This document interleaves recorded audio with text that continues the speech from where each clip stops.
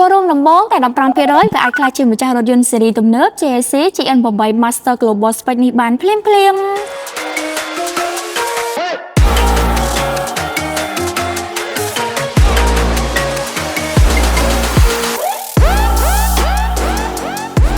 អត់ចង់ចំណាយថវិកាច្រើនទេចង់ទុកថវិកាខ្លះបង្វិលធ្វើអាជីវកម្មតាមមានតម្រូវការរថយន្តចាំបាច់ទុកប្រើប្រាស់កុំបារម្ភបងចូលរួមតែ15%ជាមួយនឹង Yes Car Premium មកបងក៏អាចយករថយន្តទៅប្រើប្រាស់បានភ្លាមៗតែម្ដងជាមួយនឹងអត្រាការប្រាក់ទាបល្អសមរម្យបំផុតតែម្ដង